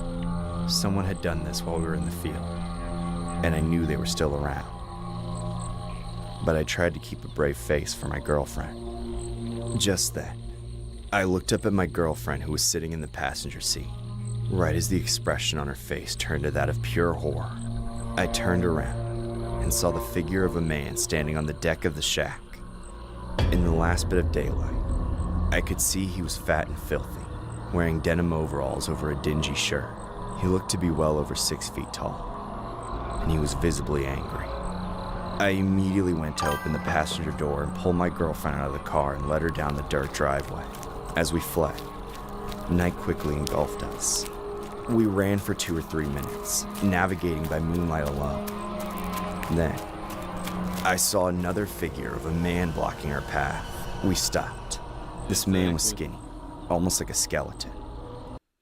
They said, okay, we're gonna go for steel. You got my battery? You got my pumpkin, I'm gonna take your battery. And then when you give me my pumpkins back, I'm gonna give you your batteries back. We stopped. I looked back. The path was empty, but I knew it was a trap. It was far too dark to be able to tell if the second man was armed, so going forward wasn't an option either. Desperate, I took my girlfriend's hand and bolted off the road into the grass. It was about 5 feet tall, incredibly dense and abrasive. I slouched down to keep my head from being seen over the grass.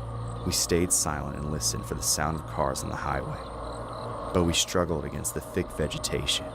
For a minute, I was convinced we were lost. But then, my girlfriend stopped, peeked her head up over the grass, then ran in a random direction. I followed her, but as we neared what I hoped to be our exit, I heard footsteps pounding through the grass behind us. Just before it seemed as though they were about to catch up, we were dumped out into the ditch beside the highway. We quickly flagged down an oncoming car and piled in hectically, almost scaring the driver of the car into thinking we were trying to hijack them. We told him to step on it, sending us far away from that horrible place. When we finally relaxed, the driver asked us what we were doing at that farm. We said we were only picking pumpkins, but he revealed to us that the 2 brothers who owned the farm had died several years ago. Nobody went near it. To this day, I wonder if what we saw were ghosts or something else. Maybe the brothers are still alive, luring victims into an open gate and silencing them. When we went back in the daytime to have our car towed, there was no sign of life, except for the fact that all the pumpkins we picked had been crushed.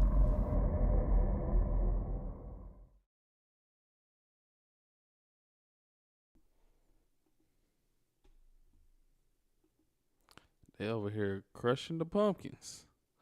All right, we got one last one, and then we're going to go ahead and end this. So You have to check this out. There's a new AI dog that just dropped, and it's essentially a real puppy minus the chaos, noise, and expensive vet visits.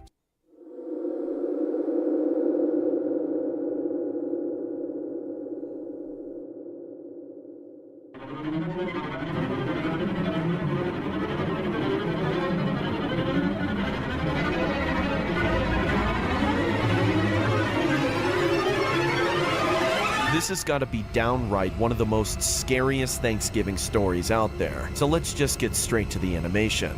I lived alone in an apartment with my pet Doberman Toby. I had moved away from my parents' place ever since I got a full-time job as an IT tech. Thanksgiving was just around the corner, and I had planned to stay by my parents' place for a few days after months of being away. However, although I was looking forward to it, one thing made me anxious: my mother. Being the eldest son who was still single, the task of caring for the woman who raised me was entrusted to me since she was now suffering from dementia. One moment she'd be on cloud 9, and then all of a sudden she'd be acting out of pocket like the girl possessed from the Exorcist movie. And if that wasn't creepy enough, I even saw her in the living room once talking to herself, laughing and crying simultaneously as she stabbed one of our family portraits displayed on the table with a kitchen knife. He's not part of the family! He's not part of the family! He's not part of the family! I had no idea what she was talking about, but after seeing a lot of videos online, everything was leading back to dementia. I didn't know how to respond to the situation, afraid she'd be ridiculed if friends or relatives dropped by the house. However, I vividly remember one of the videos talking about the ability of animals being able to alleviate the suffering of people diagnosed with chronic ailments. So that's when I stopped by the house with Toby one day and was greeted by my mother at the front door. She stared at me for quite a while, making me uneasy. So to withdraw from this awkward situation, I gently pulled my dog by the leash, thinking I should bring him inside the house. However, to my surprise, my mother gripped my other hand ever so tightly, saying, Get rid of that rodent! You understand me? I don't feel good around that dog! I replied, Mom, it's just Toby.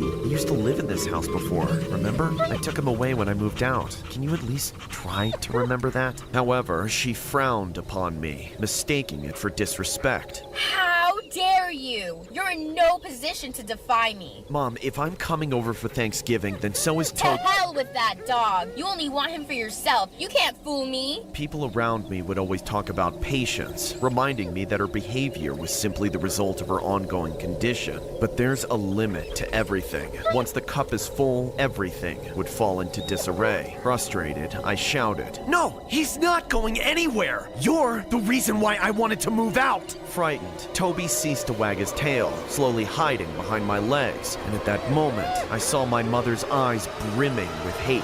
Then, seconds later, her mood changed again, as she smiled and said, All right, we'll have it your way. Come in, little boy. Who's a good boy? Yes, you are. She caressed Toby's head and brought him inside, as I stood there delirious, and nothing out of the ordinary transpired in the days that followed. However, just when I thought she had gotten closer to Toby, I heard her hollering in the dining room one night. I got up to check on her and saw that she was distraught by all the broken plates scattered on the floor. Then, as soon as she saw me, she yanked me by the collar and said, Donate this dog. Give him away or leave him in the forest. I don't care. Just get rid of him. I didn't know what to make of it, since Toby was well behaved the entire time. For all I know, my mother could have been the one responsible for all the broken plates, coercing me to cave in. I ended up getting a broom and sweeping the sharp pieces of glass away, while I saw my mother scamper to her room, leaving me to clean up the mess. I figured I'd bring Toby around the next time we had dinner, in hopes that if she saw my father around Toby, then maybe she'd eventually warm up to him. One night, I went into the kitchen to get myself a glass of water and could hear my mother's voice in the living room talking to our dog. I didn't want to frighten her, and so I gradually walked toward the room and took a peek. It'll all be over soon, you rodent. You don't belong here. My son's right. It's no use giving you away. That wouldn't suffice. What we need is a permanent solution. It's time to give thanks.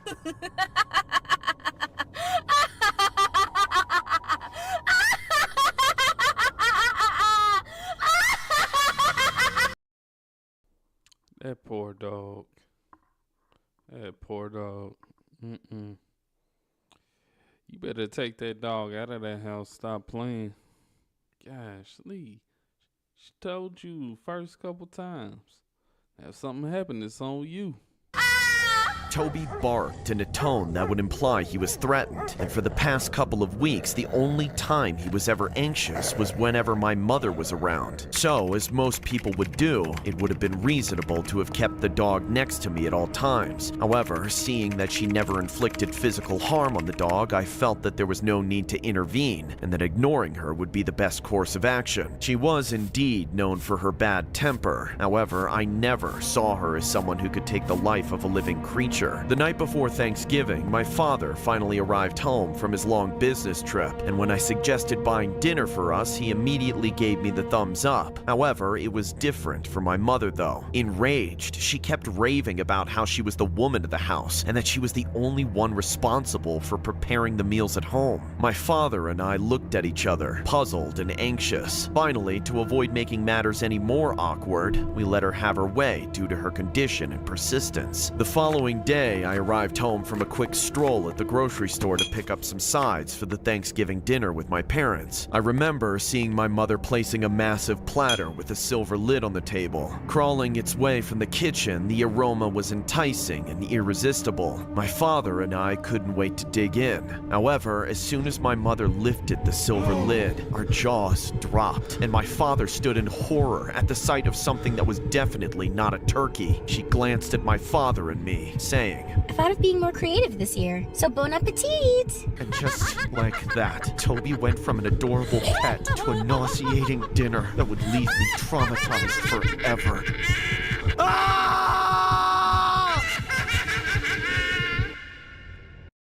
Imagine being able to build an app with your name on it, just by thinking about it.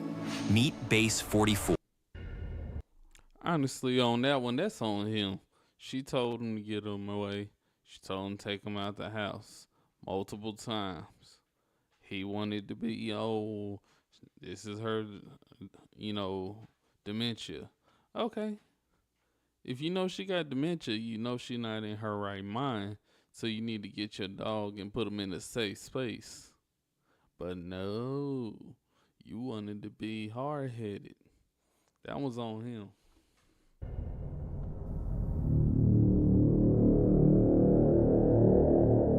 Buckle up. The next Thanksgiving story may leave most of you creeped out before ever feasting at someone's dining table next Thanksgiving. As a disclaimer, you might lose your appetite after this one, so we suggest you eat beforehand. I've been studying engineering at university for a couple years now. Since starting my higher education, I became close friends with a guy named Eddie. We would always study together even if we didn't have the exact same classes. We had our fair share of cagey, socially anxious students, but none were worse than Charles. Last semester, Eddie and I had advanced robotics together, so naturally we sat next to each other towards the middle of the room. Charles always sat as far back as the professor would let us, since it was such a small roster.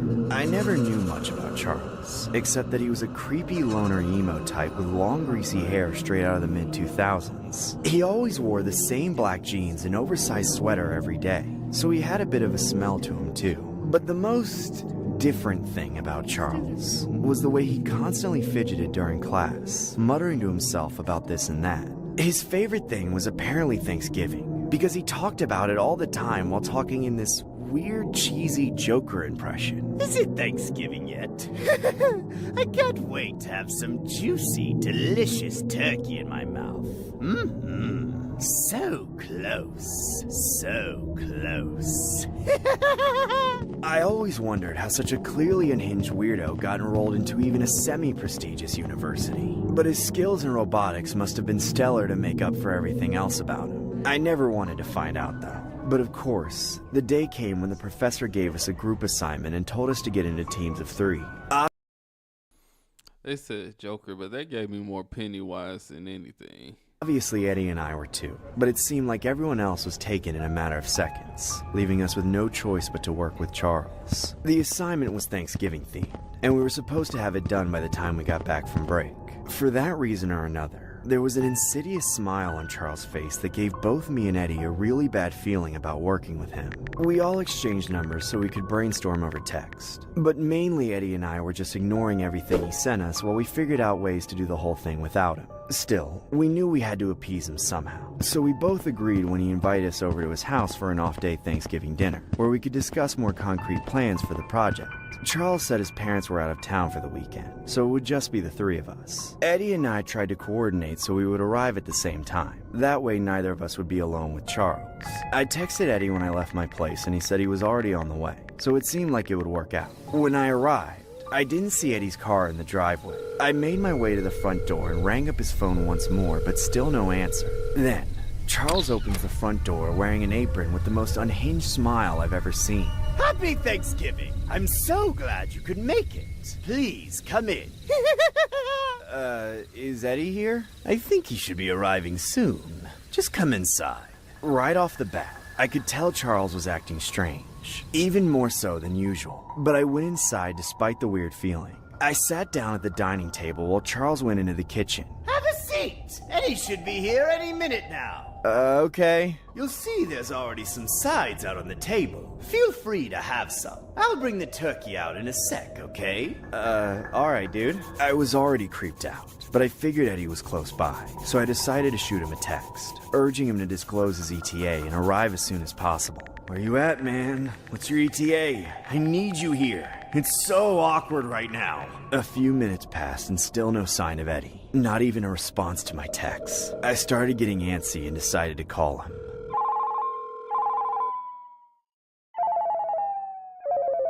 Right away, heard his phone ringing from inside the house. It seemed like the rings were coming from the kitchen. Eddie had a very distinctive ringtone, so I knew it had to be his phone. Quietly, I got up and crept toward the kitchen. His phone was blasting at full volume right around the corner. Hey! I was just about to step in when Charles came careening around the corner. No guests in the kitchen. Get back to your seat, Mr. Snoopy. Okay. Have a seat. The turkey is done, so if you want some, I'll need to see some manners.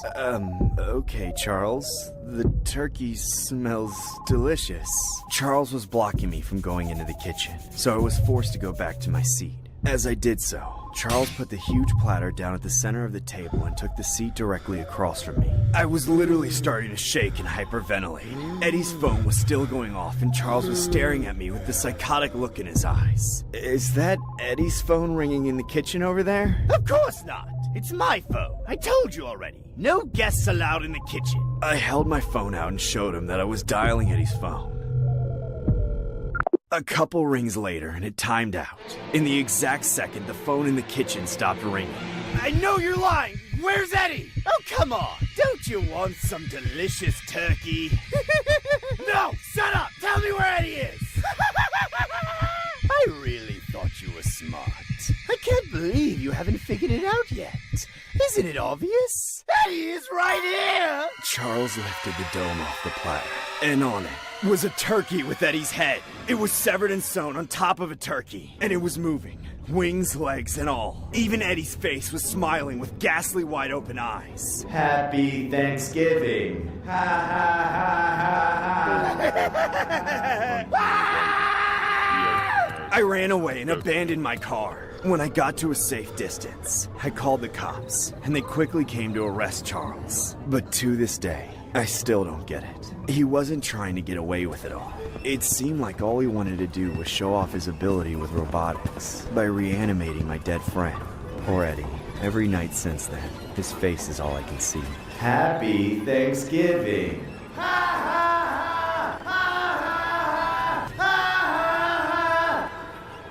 Goes to show you can't trust just anybody.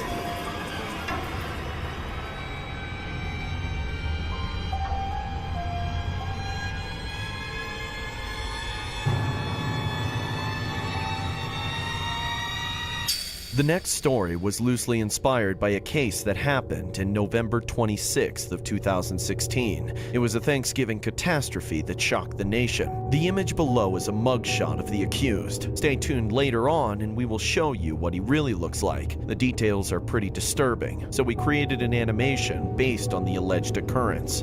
I'm already in my 20s, just chilling every so often without a care in the world. While most of my friends and classmates would talk about their jobs as doctors, lawyers, managers, or teachers, I chose to simply lay back as I constantly waited for my parents to pay my bills. Thanks to the old geezers, I didn't have a problem being unemployed. As far as I was concerned, I had everything I could ever want and need. So, as a fat, lazy lard, I'd lock myself in my bedroom, playing my favorite online games, as I rammed potato chips in my mouth, flushing them down my throat with a can of beer. However, just when I thought everything was perfect, my parents suddenly barged into my room one day, cussing me into getting a job. Get a job! We can't look after you forever, son! I mean, look at you! You're nothing but a massive blob! Don't you have a dream, Louis? Isn't there anything you'd want more than just sitting around here all day? Teary-eyed, my mom asked, "Your mother's right. There's gotta be something," my dad said, eyes scanning the four corners of my room, apparently disgusted. However, I remained fixated on the TV without glancing at my parents and replied, "Nope, I'm happy with the way things are." Why, you little shit! I ought to beat the funnel cakes out of you!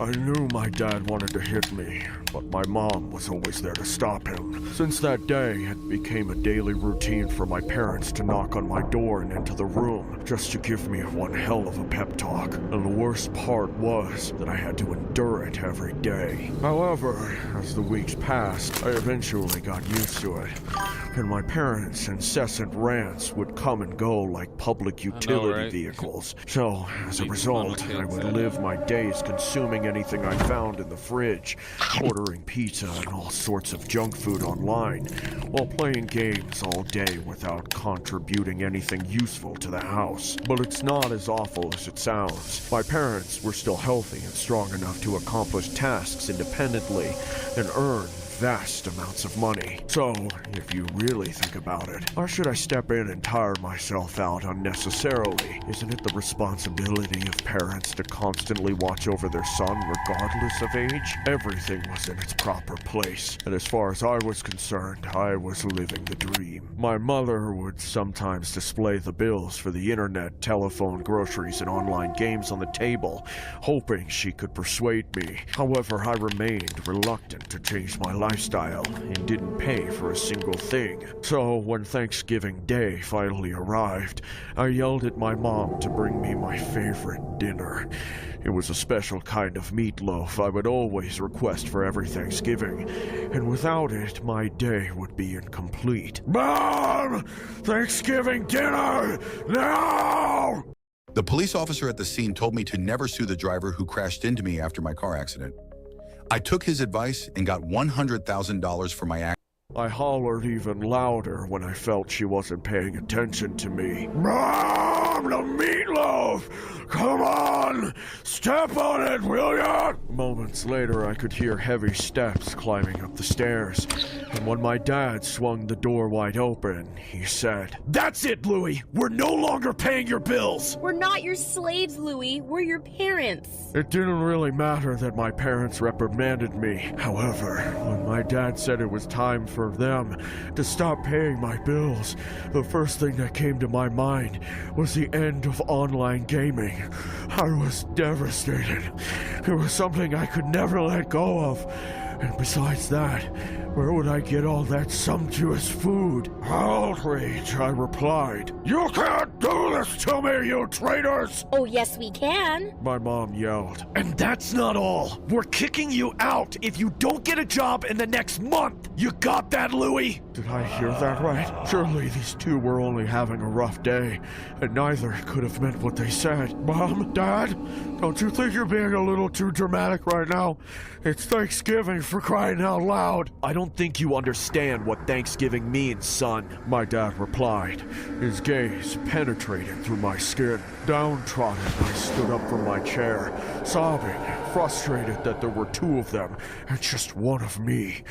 Apparently, there was no way I could win against the majority. Hence, with all my strength, I pushed them out of the room, locked the door, and hollered, "Leave me alone or I'm calling the cops!" Louis, this is for your own good. You're lucky you have 300 pounds on me! As I heard my parents' footsteps slowly fading away, I crouched in a corner, repeatedly asking myself, what am I gonna do? Where am I gonna stay? None of my parents are gonna give me the special treatment I require. Crap! How am I gonna eat? And what'll happen to my computer and to all my games? This is not happening. It's only a bad dream. Pull yourself together, Louis. However, moments later, when my tears had run out, I decided to head downstairs. Then, taking a peek, I saw my parents talking in the dining room. I slipped into the kitchen while my parents assumed I was grabbing food for Thanksgiving. That's when I grabbed a knife that would put an end to his madness. Then, hiding it behind my back, I went into the dining area and immediately began swinging the blade back and forth. Like I was a character living in a GTA universe. Suddenly, it was silent. There was no one to tell me what to do. And finally, I was free. And so, wearing my blood-stained clothes, I brought out my console, sat on the couch in the living room, and began playing games. A few minutes later, I put down my controller and started eating my mom's delicious meatloaf. Then, when I finished, I called the cops, waiting to disclose everything that transpired. 911, please state your emergency. Hi, my name is Louis. I wanted to say Happy Thanksgiving. My mom just made me the best meatloaf and turkey a son could ever ask for. Sir, may I please ask if this is an emergency or not? I just wanted meatloaf. Sir, my parents wouldn't give it to me, so I had to finish them. Sir, there should be a dispatcher close to your proximity within the next few minutes. I made the odd decision to turn myself in, as sirens could be heard in the background. Sir? Hello? Sir? Sir? Here's the image of the quote-unquote Louis. His real name was Joel, and did the unthinkable on a Thanksgiving holiday. His parents got the short end of the stick, all because they told him that they would no longer pay his bills. I guess it's safe to say that there will be a different type of meatloaf when he does his time.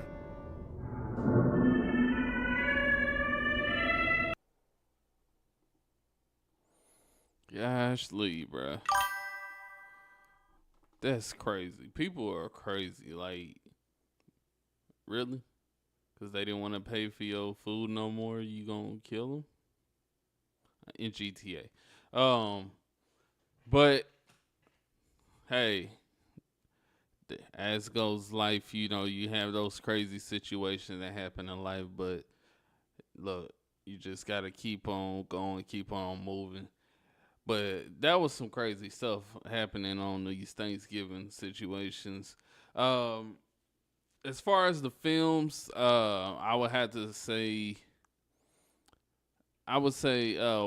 Waste Not was probably the best one of them. But the first Thanksgiving, I get at about a 2. I don't know how you guys feel. Let me know what you guys were feeling on that one, because honestly, that was about a 2 for me. It wasn't really that good to me. But other than that, thank you guys again for being with me. I appreciate you if you're here on Twitch, if you're here on YouTube. I appreciate you for joining in. Thank you again. My name is horror author, nightmare writer, reaction addict. That's me, Taryn Conrad. And thank you again. I will talk to you guys again on the next episode. Good night. Oh, little treasure hearts. Oh, little treasure hearts. There's something wrong, something strange, something different, something from the world beyond. I can't explain it, something very wrong. I'm having a vision of I'm having a premonition. It's a little twitch of heart. I got a little twitch of heart.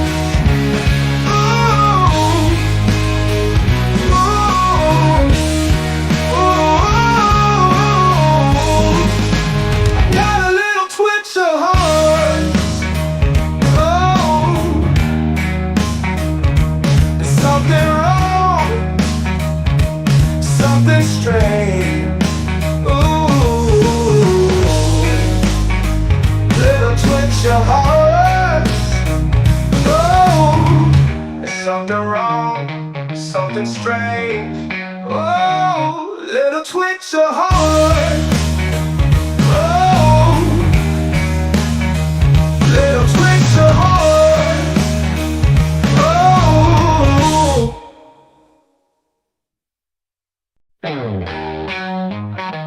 Oh, little touch of Horace. Oh, little touch of Horace.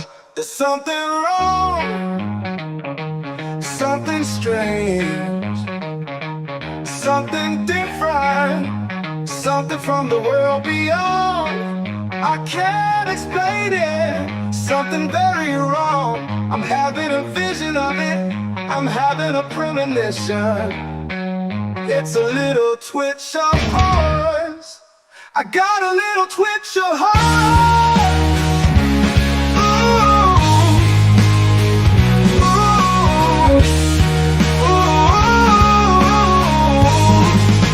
I got a little twitch of heart. Oh, there's something wrong, something strange. Ooh, little twitch of heart. Oh, there's something wrong, something strange. Oh, little twitch of heart. Oh, little twitch of heart. Oh.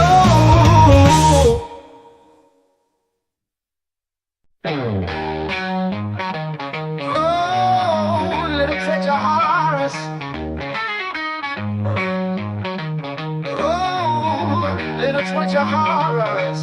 There's something wrong, something strange, something different, something from the world beyond. I can't explain it, something very wrong. I'm having a vision of it, I'm having a premonition. It's a little twitch of heart. I got a little twitch of heart.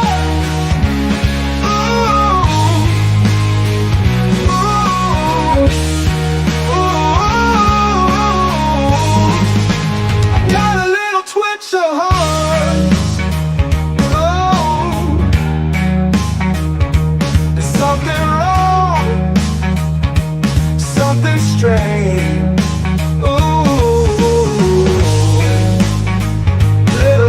Your heart. Oh, there's something wrong, something strange. Oh, little twitch of heart. Oh, little twitch of heart. Oh.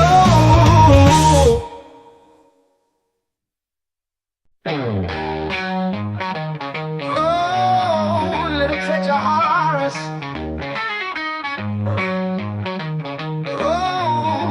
Little twitch of Horace.